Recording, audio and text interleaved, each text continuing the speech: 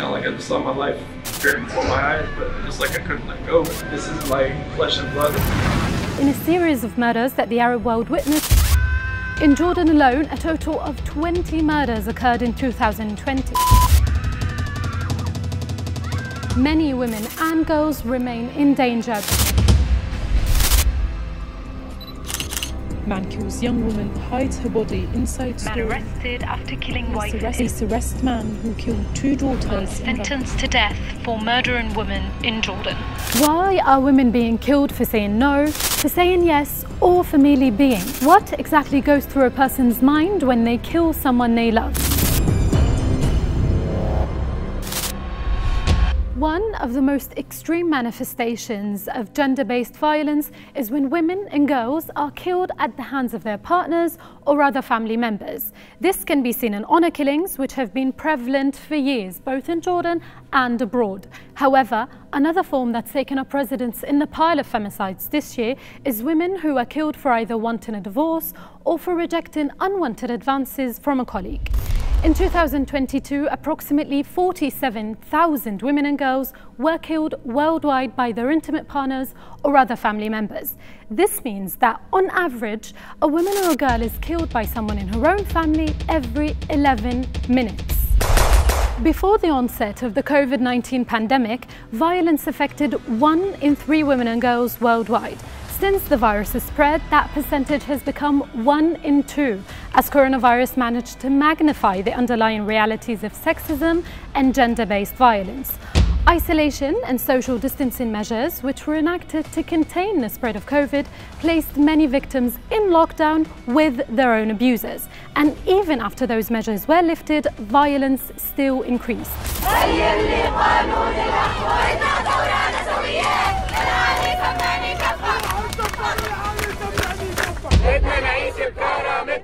In Jordan alone, a total of 20 murders occurred in 2020, and in 2021, at least 14 women were killed in domestic homicide incidents. And in June 2022, there were a number of victims in a series of murders that the Arab world witnessed in a matter of days, which were carried out in retaliation and spite by people who were either husbands of the victims or people the victims had rejected. Their murders caused an uproar in the Arab region as women expressed how they no longer feel safe anywhere, whether at university or at their own houses. The victims were blamed as well. This was most prominent in the murder of an Egyptian university student who some people blamed for the way she dressed and said that she must deserve to be killed, otherwise why would someone who supposedly was in love with her kill her, right? This brings us to something of vital importance. Why do some men kill their wives or the women they are seeking to marry instead of taking the usual way out, which is divorce, or just handling rejection in a normal manner? While it may seem like the second option is the rational one, according to some psychologists, not everyone is sane enough to do so. In a book published by a group of Oxford University psychiatrists, they propose a theory that does not deny the male violence embodied in the killing of the wife, but also discusses that there is another psychological motive behind the killing, stressing that love, despair, and abandonment may push one party in the relationship to kill and destroy the other, even if it was self-destructive. A British criminologist conducted a study in which she looked at 372 murders that occurred in the United Kingdom, and she found that in most cases there were 8 stages that the killer went through before killing his partner. The first stage is having a history of stalking or harassing his significant other before their relationship even begins. And when the relationship does begin, it's rushed and quickly turns into a serious romantic one. Then controlling behavior appears, which later turns into threatening behavior that escalates into stalking or threatening to commit suicide. Finally, the person resorts to revenge and actually plans for the crime by waiting for the perfect moment before finally carrying out the murder. This suggests that such murders aren't carried out in a frenzy of anger and despair, but are carefully thought out and planned.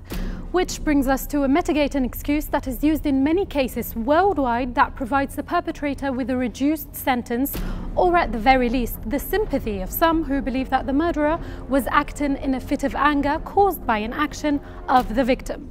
In the case of the Egyptian student that we previously mentioned, for example, many people sympathized with the murderer and said that the victim led him on and that he was fooled and taken advantage of by her and her family, with some adding that he may not have slaughtered her if she was nicer to him that day.